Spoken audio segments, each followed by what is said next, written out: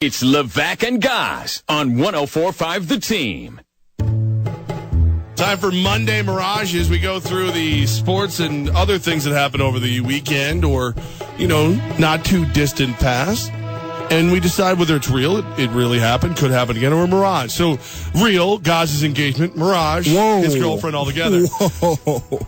That second part, neither of those are real. We're going to start with this one. Real or mirage, Super Bowl 51 is the best Super Bowl game of all time. All right, so I'm going to say it's just a difficult one for me because I'm always one of those guys that's like, you should have seen this game. It was amazing back in, it's hard to judge against that.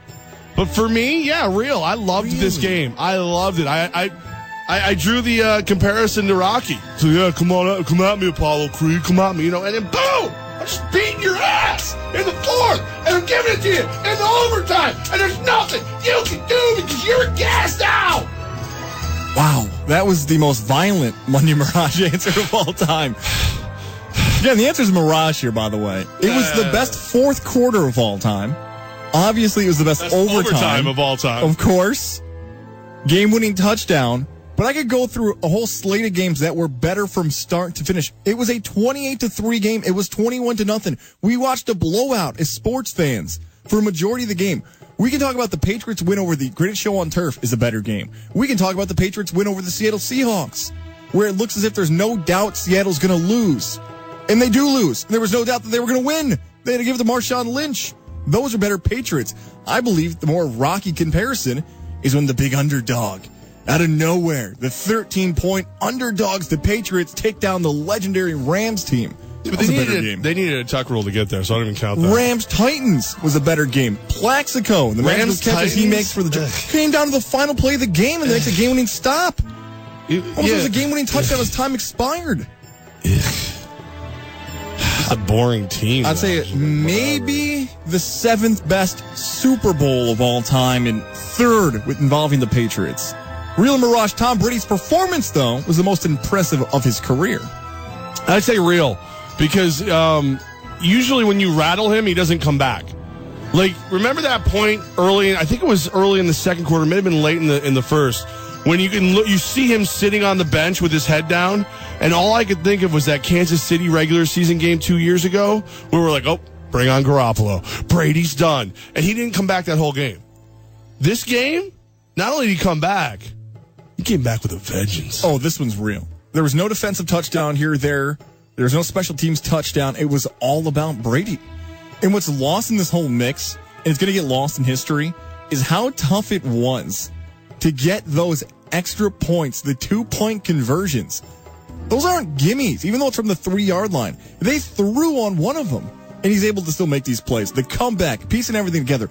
And also in overtime, we as sports fans, again, thought, well, it's Tom Brady. We know it's going to work out. He's one of the great quarterbacks now, for most, the greatest of all time. Oh, we assume he's going to get a game-winning touchdown drive and win it. He did. Our expectations were so high of Brady. We forgot what he's doing is unbelievable. It's not even comparable to anything we've seen in Super Bowl history. That overtime drive, it looked like every drive they've had all year. Like, it was the first time I went, oh, there's the Patriots. Like, they just dunk, dunk, dunk, and they're in. You know what I mean? With that being said, real or mirage, running back James White should have been the Super Bowl MVP. Scores the game-winning touchdown, most catches in Super Bowl history. I think this is if you're going to do a co-MVP, this is a good year to do it. You know what I mean? Like, it's happened in the past. Why not do it now? He definitely was the spark plug they needed. And it's funny because, we're walking around media day and I'm asking each guy, it's a different guy every week. Is this going to be your week? Didn't see James White. I wish I had a chance to ask him that question.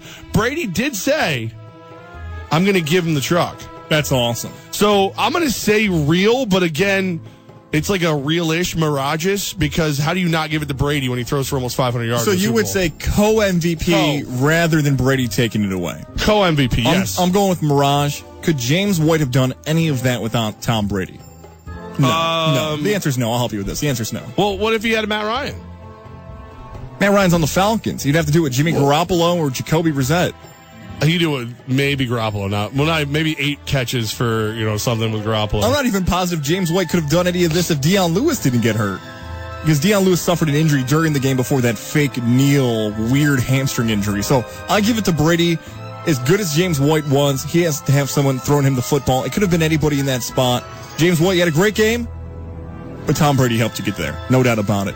Real or Mirage, Falcons coach Dan Quinn is the biggest reason the Atlanta Falcons blew the lead and lost the Super Bowl. Mirage. The real reason the biggest reason that they blew the lead and lost the Super Bowl is that Bill Belichick made adjustments on defense that they were not ready for.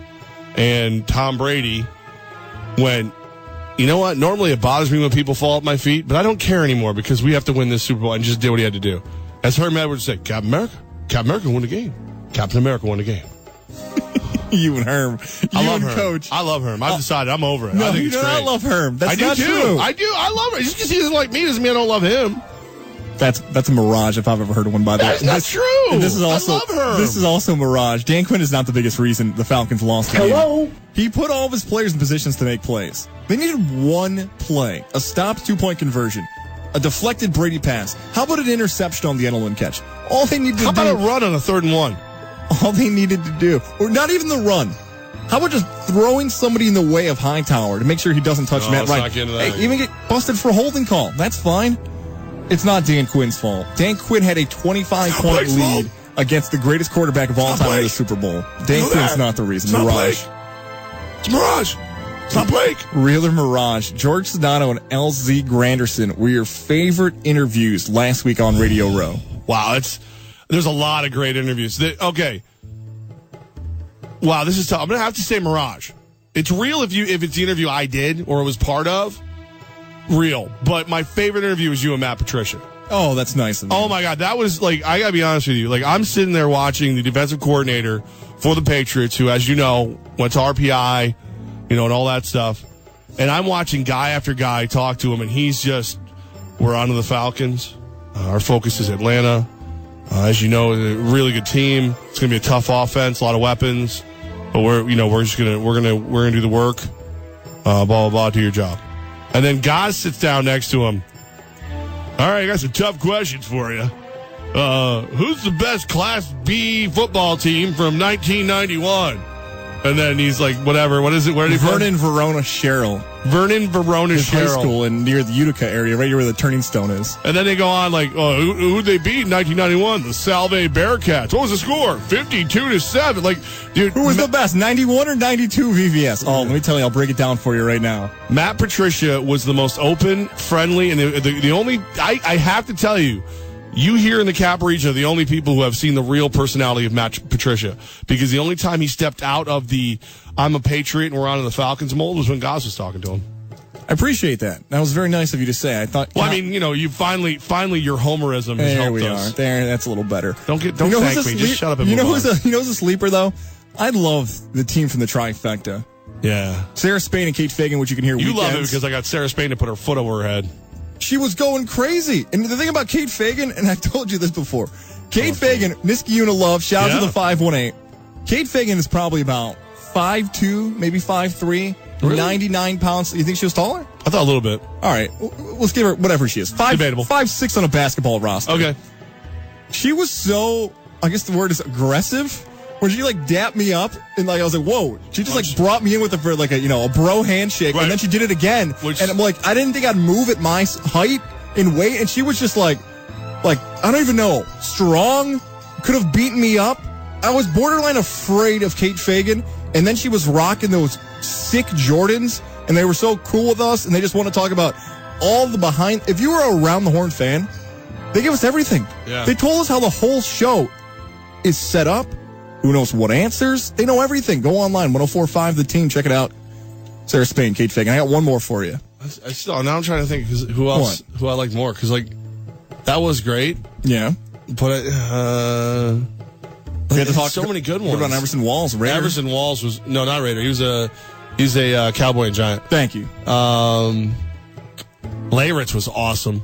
But I've talked to him before. I love Matt Mitrione would probably be my favorite. Brilliant. Compared to all the other MMA guys I've talked to, brilliant. Could be Albert Einstein. I don't know how many interviews we've ever started by telling a guy he's crazy. Literally insulting his sanity. And it was a great interview, How so about I was with him on that. Randy Cross and Chris Nowitzki. Chris Nowitzki may have discovered CTE. I tried to tell him he did. He was like very modest about it. He's one of the smartest Harvard graduate who's the one behind the brains. Right, and he was he was a pro wrestler, and he's one of the smartest guys there. And they were honest and forthright. Those interviews are like my children. I can't pick a favorite. They're all my favorites. All right, final one here. And you can let us know at the Jeff Levac, at Tom Goss, TOMGOZZ, or at 1045 the team on Twitter.